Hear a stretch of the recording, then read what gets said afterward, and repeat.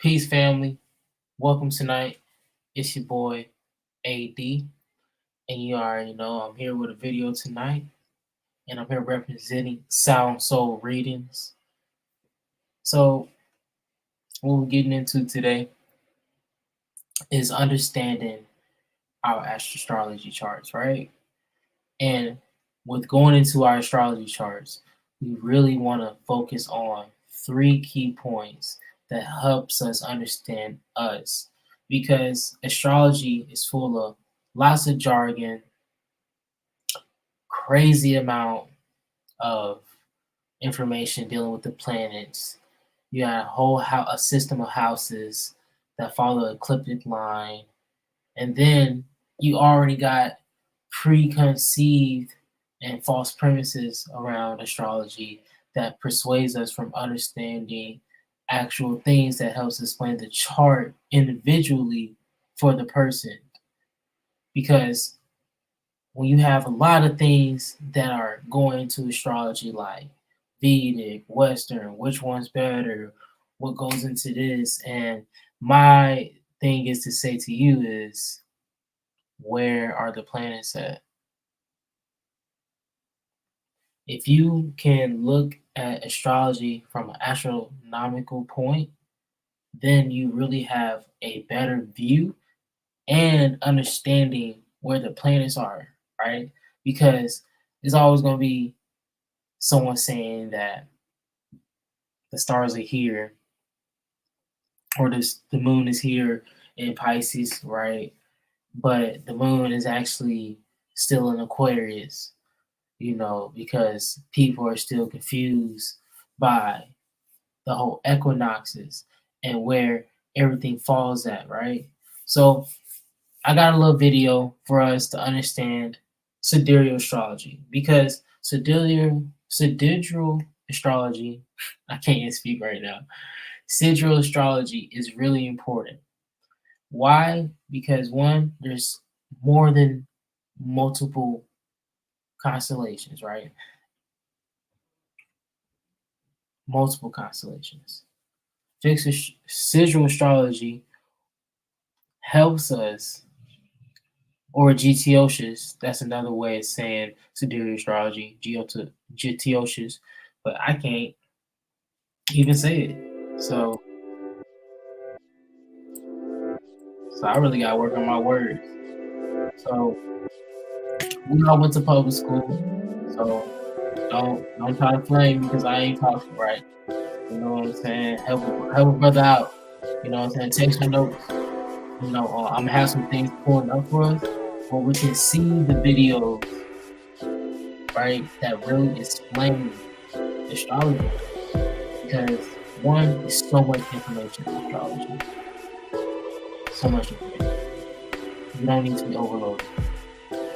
Fixating on your sun, your moon, and your ascendant sign. Those three signs, right?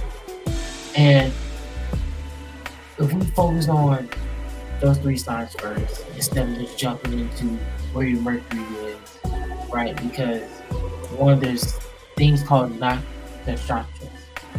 And nakshatras are basically 152 of these bad boys, And a lot of people get into the argument of Western astrology and traditional astrology. How Western astrology really only just talks about just the sign and really just only fixate on the sun.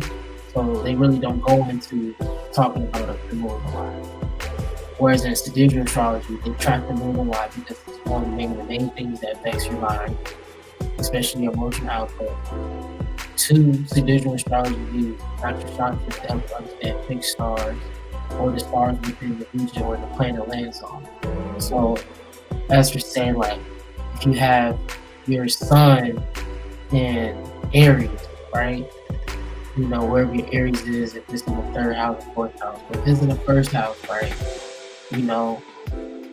Sun in Aries in the first house, that would be a personality, very strong, step forward. But when you really get into the key breakdown of it, Okay, did it land which nakshatra did the sun land on, or did the ascendant land on? Did it land on Ashwini? Because understanding the different nakshatras within the planets give you an understanding of the individual better, and it actually gives the individual a unique perspective of themselves instead of being in a place of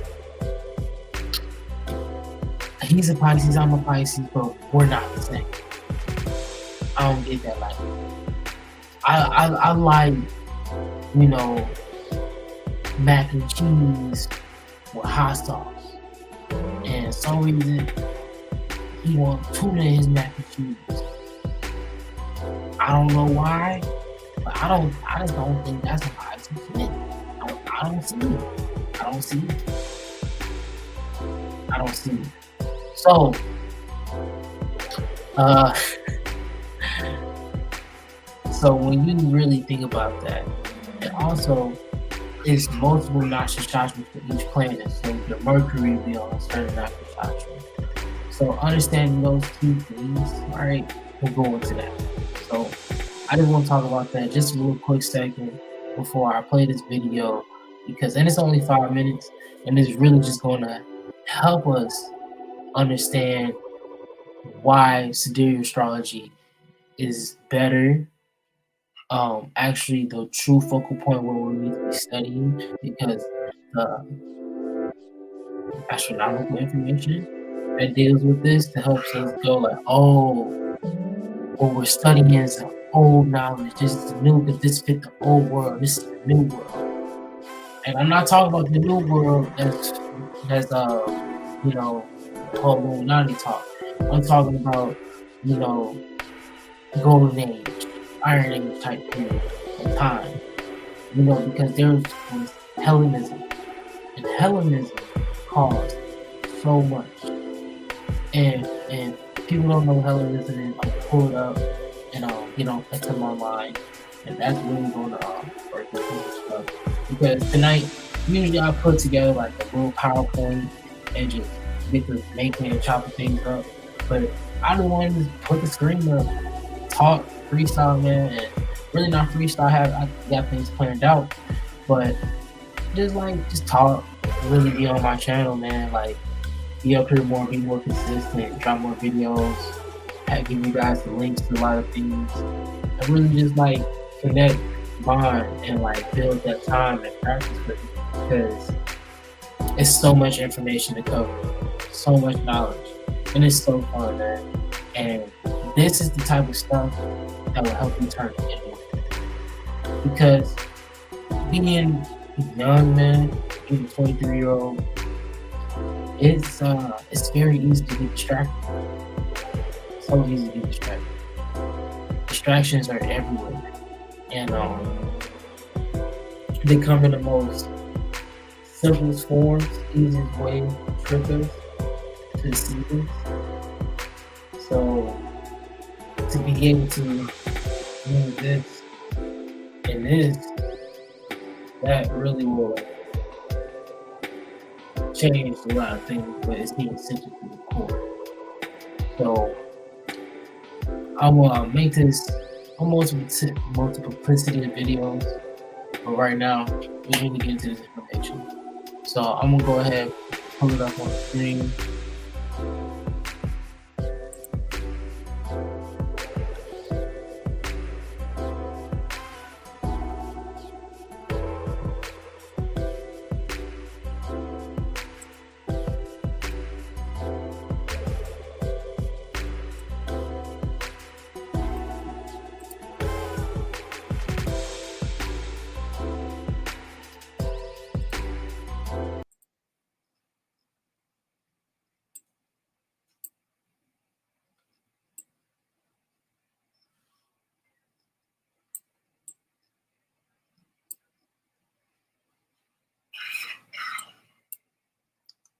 All right, so now this really helps us understand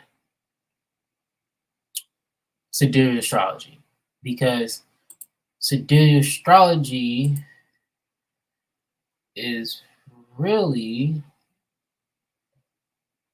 I'm trying to make this a little bigger for us so we can see. better.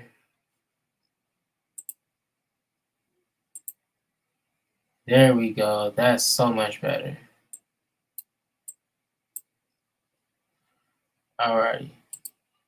So now they're basically getting into that 2,000 years ago, the constellations in the sky matched the seasons. The sun was in Aries, the first sign of the zodiac, during the spring equinox, but the stars have changed position since then. Today, the sun is in Pisces, not Aries, during the spring equinox.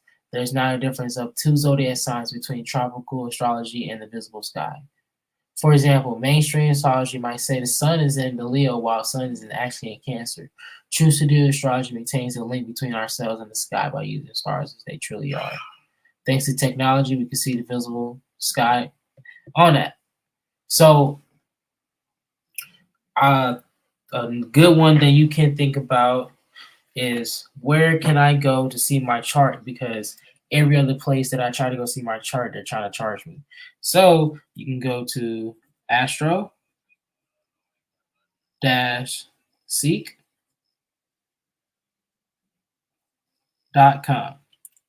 Go to that app, and I'm gonna show you guys how to use that tonight, so we could be on it. And this is gonna be a little long video tonight, man. So it's a Friday. We got the lunar eclipse coming up tomorrow. We got Halloween.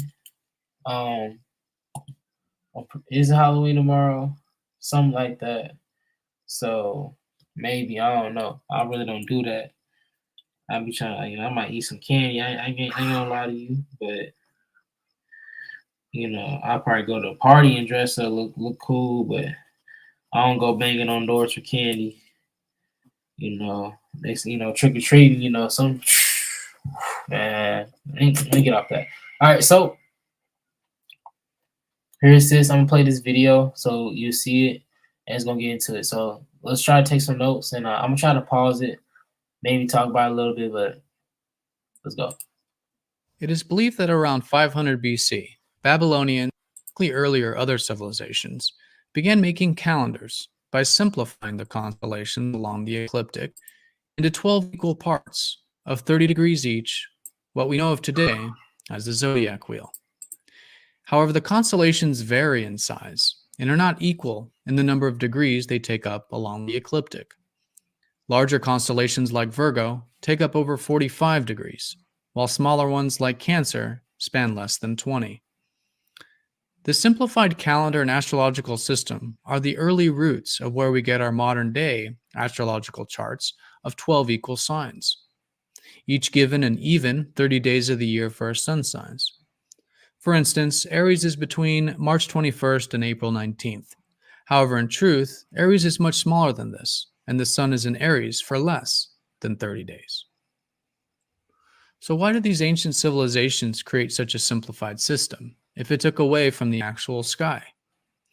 It's likely because they wanted to time seasonal events more consistently, such as the beginning of spring. This makes sense for the time because so much of life depended on the seasons, particularly for agriculture and travel. Where that leaves us today, unfortunately, is with an astrological system that no longer reflects the actual sky. So the question is, why do we still use this simplified system? Around 200 AD, an astrologer by the name of Ptolemy proposed the idea of fixing the signs around the seasons, so that every spring equinox, the sun is at 0 degrees Aries in the astrological chart. The purpose of this was to solve a problem for astrologers at the time known as precession, whereby the sun does not originate to the same exact position in the sky every year. So what might mean the start of spring when the sun enters Aries one year may not years later. The change is very subtle, about 1 degree every 72 years. However, over a long enough period of time, this change can be drastic. To solve this problem, Ptolemy proposed the idea of fixing the chart around the seasons, instead of the ever-changing sky. This idea was adopted by the establishment through the Middle Ages in Europe, and now is what almost everyone in the West uses today. The problem for us today is that 1 degree every 72 years of variation has now left us with almost a full sign difference from the actual sky. In other words, what seasonal or tropical astrology says is the sun in Aries during spring is actually a sun in Pisces. Since 2016, the worldwide Google search term for sidereal astrology, the name of the astrology that references the stars, has been on a steady uptrend. It appears more and more people are discovering this form of astrology for the first time, a definite trend shift from previous years. However, this doesn't completely solve the problem. Most so-called sidereal astrology systems don't use the actual constellations either. The vast majority still use an even 30 degrees, like the Vedic astrologers. A small but growing number of sidereal astrologers do use the natural uneven constellations. This form of astrology is sometimes called astronomical astrology or true sidereal astrology. Most of these systems also take into account Ophiuchus, also known as the 13th sign, a constellation which passes through the ecliptic that was omitted from the original 12 zodiac signs during the Babylonian and pre-Babylonian simplifying of the zodiac. After all, 13 does not divide so. Now, did you hear that? It basically he basically just said that there's 13 signs to sidereal astrology. So don't worry, we're gonna get into that sign soon, sooner than you think. But understanding our sun and understanding why the 13th sign was taken away, why would things westernized and really go over. So understanding those focal point in the histories will help us. But tonight I really want us to really get into the quick flip side of astrology to understanding you, so you won't be just overwhelmed with a whole bunch of history and facts.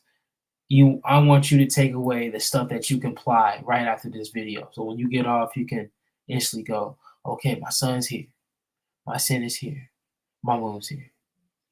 Okay, cool. I can go here, do this, for sure. All right, let's get back to the video.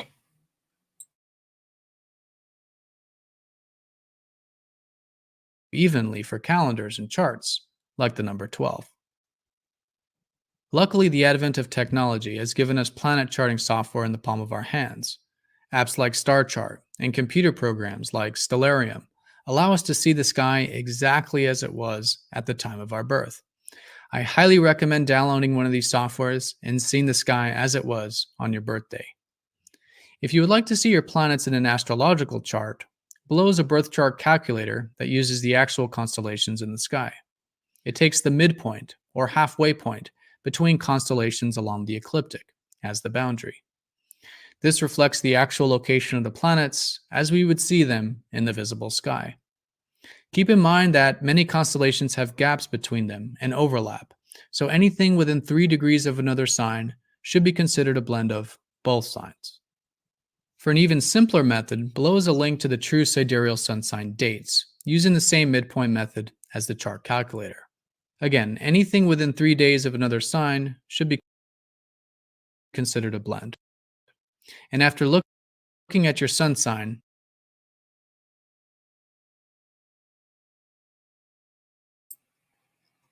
try to get those dates. Pause it real quick so you can write it or screenshot it. But these are the dates that line up with sidereal astrology. So there's 30 degrees in each sign to that point. And looking into that, you have to realize that the dates are a little bit longer. So right now, people think we're in Libra, but we're still in Virgo. Virgo is about to be over with soon. And we're going to be going into Libra soon. So understanding why that is so important, because you'll think you're in a different energy already, then your rituals be off, and then the offerings you're trying to do will be off, and then you want to acquire a certain energy and you want to be on a certain date, you want to work with a certain number, but that's being tricked from you because everything's been Hellenized. Everything's been been wish-washed, taken away, and you basically just heard that Ptolemy switched things. So getting into that they want things to win off by the season. So I'm gonna let this finish out, and we're gonna dive into the ascendant sign in a moment.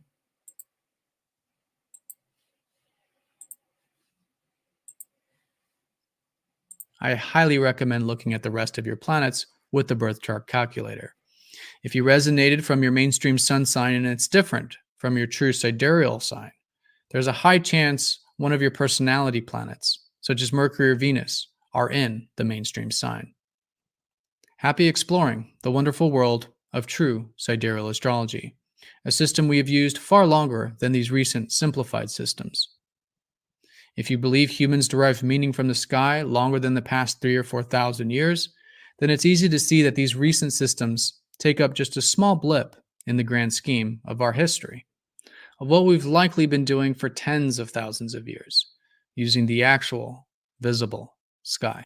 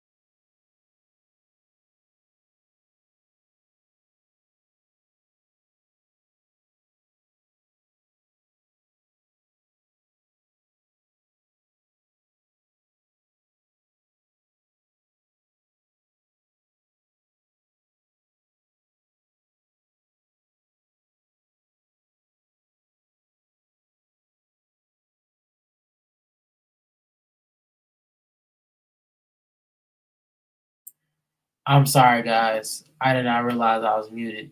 I was trying to let the video talk. So I'm gonna go ahead and start where I was at. So now with this helps us really get into the practical aspects of astrology, because now since we realize that our sun was in a sign that we thought it was in, we can go into the places of boom. Okay, now that I know my sun's here, I can access this. Oh, I know I can do that, right? This is a part of my personality. And we don't really want to get caught up in our sun too much, or whereas in, oh, this is why I'm this is why I'm that. You have three parts to your personality: your ascendant, your sun, and your moon. Once you go through those three signs, learn where your ascendant is at in that sign, learn where your sun is at in that sign, learn where your moon is at, understanding your moon, your emotions, your family, going into that type of aspect. Well, we're thinking about your son, your father. The son deals with the father. So how it's going to be aspected in certain houses. It's probably going to play with that. And yes, and the 10th house plays with the father too. So And don't forget too, the moon correlates to our mother because the moon is in the fourth house. It's the moon is controlled by the fourth house. That's his lord that rules that. So let's dive into one of my little things I have ready for us, right? And now, so we're going to understand how this plays a part. So I'm pretty sure everyone knows Carl Jung and what Carl Jung talks about. He's pretty famous for psychology. So when we think about psychology, let's go into this. Hold on, I'm going to pull up something different too.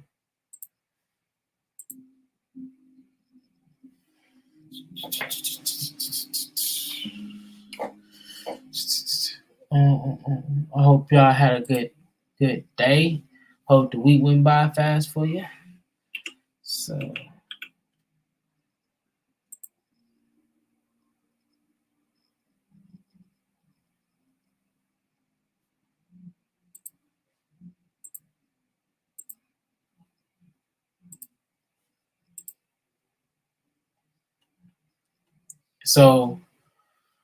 reading this out to you, animating spirit, the human spirit of mind, the soul, mind, spirit, life. One's life, the invisible animating principle of entity which occupies and directs the physical body, understanding the mind as the seat of thought, faculty of reason, also ghost spirit of dead person, probably akin to psychen to blow, breathe, as to cool, to make dry. So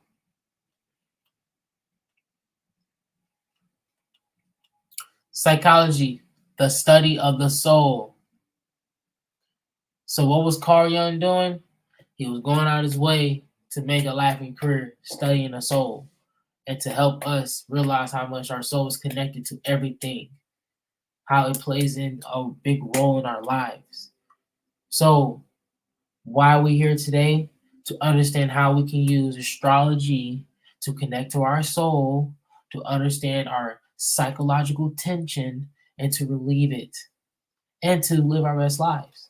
Not to accumulate and get material things, but to relieve our psychological tension and to understand our aspects in ourselves to be able to walk forward in this day and day. Because you might have a tension in your mind, you might have a trigger you're holding on to, you might be getting your ass whooped by your emotions, by your tension in your mind, and you just don't know how to solve it. And you trying to find something for you to solve it. So, and this is one of the ways I help relieve tension off myself because, and I'm still learning. I'm a learner. Don't think I'm some master grandmaster super duper fly. Like, nah, bro. I'm another young man who's learning and working with this and want to teach others and show others because really y'all teaching me when I do this. Y'all teaching me when I do this. So thank you. So let's get into this aspect right here.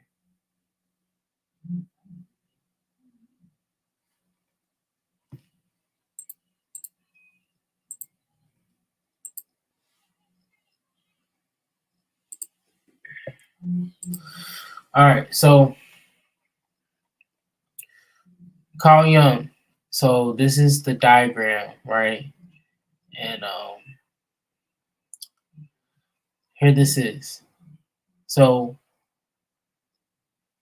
the persona originally refers to the theatrical mask worn by actors to depict the roles played by them. The ego refers to our sensory consciousness, which is responsible for our continued sense of identity throughout life. And the persona is a social mask that we put on.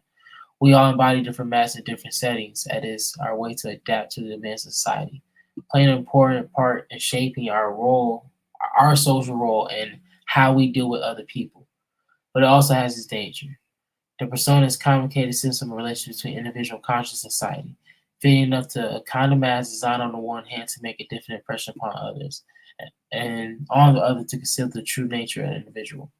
So, what is your persona? Your persona is your ascendant. So your ascendant sign will go into yourself, your appearances, beginnings, your first impressions, your attitude, your identity, your approach to life. That is one aspect of your personality that you show and display. So when you go into work, you know, they might see a lovely Jared. They love Jared. Jared, great guy, comes in on time, cool, speaks to everybody professionally, kind words, holds the door open for the ladies. You know what I'm saying? Then when he get off work, man, that boy, he out here slinging, and I ain't talking about like he probably be slinging that, you know what I'm saying, or you meet a person who when they might seem like they person to themselves and don't do much, but when they get off work, they really be fighting. They be doing MMA, or your true self comes out when you're around a certain setting. So you need to understand that your persona really governs to the outer world and how it really displays things to the people. So let's get to this. The ego refers to our center of consciousness, which is responsible for our continuous sense of identity. Throughout our life, and the persona is the social mask that we put on. We all embody different masks in different settings, as it is our way to adapt to the demands of society, playing an important part in shaping our social role and how we deal with other people. So I'm on some dumb high shit, and I just read this again. But I didn't do some dumb shit because this actually pertains into what we're getting into. Because now, what does our sun represent? Our ego.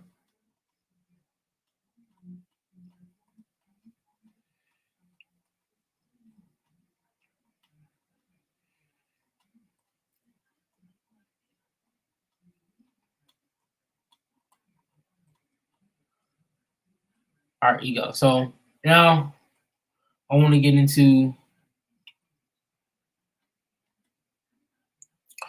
the subconscious mind. And I'm not really going to talk about the shadow because I want you guys to kind of like get thrown off or just focus on the three things: the ascendant, so the persona, the ego, so basically the conscious mind and the subconscious mind. And the subconscious mind will represent your moon, aka, the Latin thing that is hidden in the dark. Your power, that soul, that truth, baby. That freaking night. I'm a thief in the night. I do anything was smooth. The end of the life. She was in the head like that. I'm in the beauty night. So yeah, no, sorry, I'm slowing up and down because this kind of gets into the persona and shadow, and I want to talk about the subconscious.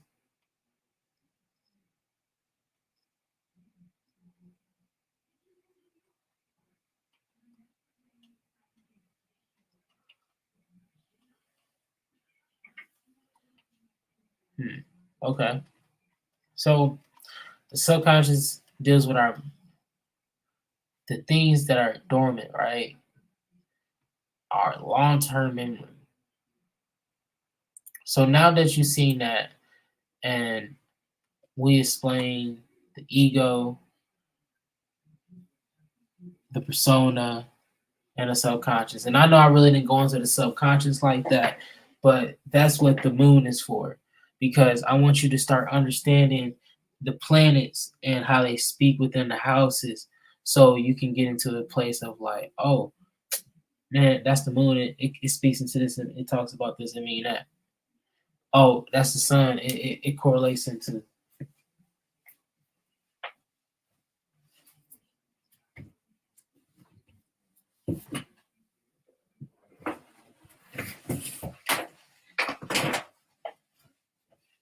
So if you can be in that type of space, then you really got to up in the game. So our subconscious mind, you know, is basically it's the part of our mind that's not focally aware. We understand our subconscious through like instincts and intuition. But this our moon plays in that because it produces strong feelings. And sometimes our feelings can be very tricky. So if you can understand your moon and your emotion and the things that you're not aware of about yourself, then you're living in a good place of awareness for yourself. Now, let's go into where you can find where your moon and all that good stuff is. Because it'd be hard out here to find stuff for astrology, especially when people be out here taxing. You know what I'm saying? But you know what I'm saying? If you ain't trying to get taxed and you know you want a little reading, if you want to understand your chart, have somebody go through it with you, man. Go ahead, click the link below, man, and subscribe to the Patreon, bro. You know, you'll get nice things with that. And also, if you subscribe to the Patreon, it's only just $5 a pop, you know, for just a good subscription. That can also give you a monthly reading. Plus, to all access to information that I don't post on my YouTube because I mostly post on my Patreon more because it's better information on there that you can see that you're not going to see on the YouTube. So, and you know how those restrictions be. But let me pull up this astrology calculator so we can go into how to do this. So at the top, remember this is astro-seek.com. This is where you can see your horoscopes at. So what you want to do, hit free horoscopes. And when you hit free horoscopes, go all the way down to birth natal chart online calculator. The reason why I say that because it's easier to do it this way so you won't be doing a whole bunch of mobile jumbo. Then scroll down, put in your date of birth, all that good stuff. So we're gonna do today's transit. Today's October, it's the 28th,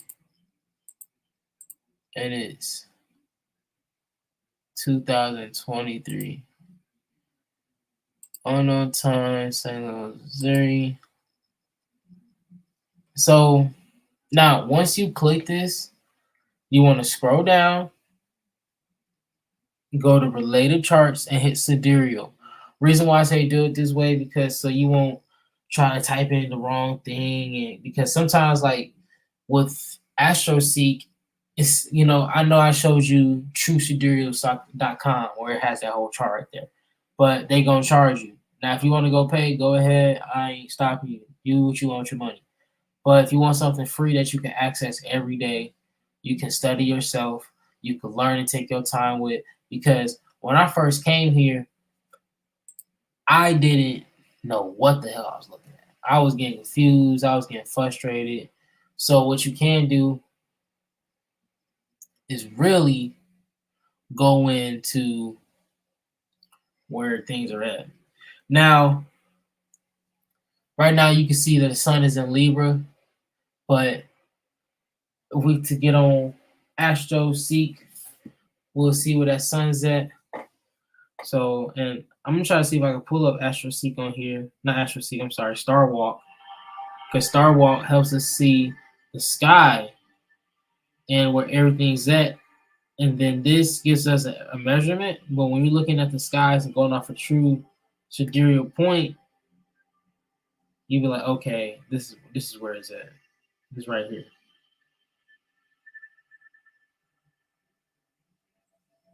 So The sun will technically be right here, Virgo. Right here by the node. This is where the sun will be. On the cups of Virgo to Libra. But we have to one key fact to know and write down. Remember, Virgo is literally the biggest constellation. Big Virgo is the big constellation. Respect Mama Virgo. So big constellation. So it'll be right here. So we'll be on it's going to Libra on that cusp. And now for the moon.